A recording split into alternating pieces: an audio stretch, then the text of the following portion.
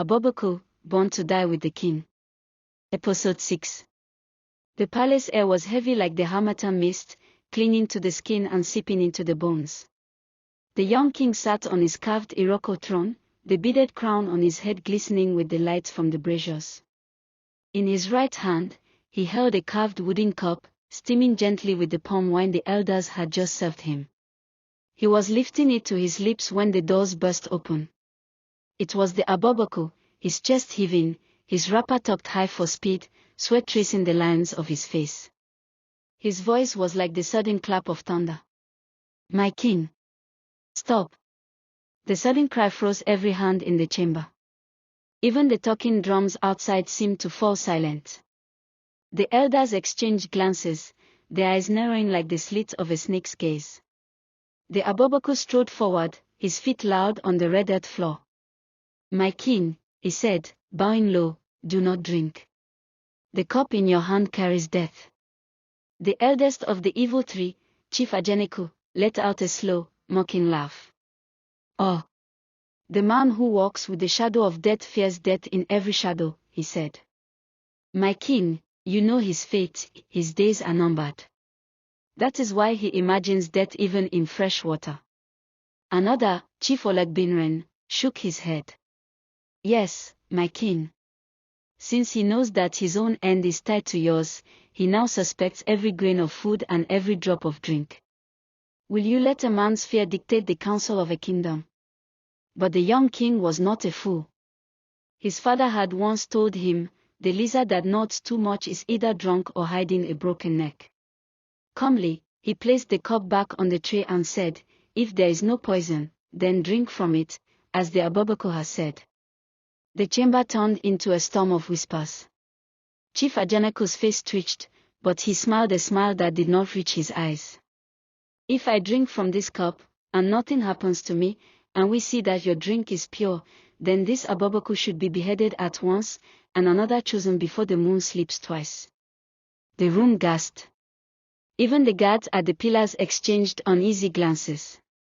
The king's eyes narrowed, but before he could speak, the Abobaku stepped forward and said, "I agree." His voice was steady. "If you drink and nothing happens, let my head be taken. After all, if the cup is truly poison and you, my king, drink from it, I will still follow you to the grave. The tree that is destined to fall does not fear the sound of the axe." Murmurs swelled like the sea before a storm. The villagers who had gathered outside the throne hall now pressed into the doorway, eager to witness the unfolding drama. Without another word, Chief Ajaneku took the cup from the tray, raised it high with a smirk, and drank deeply. The king watched closely. Ajaneku wiped his lips and laughed. "See, my king. Fresh palm wine. No poison." The king looked at the Abobaku. The air was tense enough to cut. Then, in a display of courage, the young king took the cup back from Ajaneku, poured the remaining drink into his own mouth, and swallowed. The room held its breath. 1 minute passed, then 2, the king was fine. Whispers began to rise, perhaps the Abobaku had been wrong. Perhaps it was all in his head. But just as the first elder's smirk began to widen, his laughter broke into a violent cough. His hands clutched his stomach. His knees buckled. Foam and blood spilled from his mouth. A scream tore through the hall as Chief Ajaneku collapsed onto the red earth, writhing before going still. The crowd erupted in shock. The 2 remaining evil elders fell to their knees, babbling about innocence, swearing before gods and ancestors that they had no hand in the poison. But the king's face had turned to stone. "The goat that is caught eating yam cannot say it was only smelling it," he said coldly. By his order, the 2 were seized by the royal guards. The next day, before the eyes of the entire Oyo village, the execution drums sounded at the ancient ground where betrayal was buried. There, both were beheaded without ceremony, their heads and bodies thrown into the dreaded evil forest alongside the corpse of Ajaneku, so that no ancestor would claim them. Fear wrapped itself around the village like a python. Every man, woman, and child walked home in silence, knowing that death had walked too close that day. From that moment, the king trusted the Abobaku more than anyone.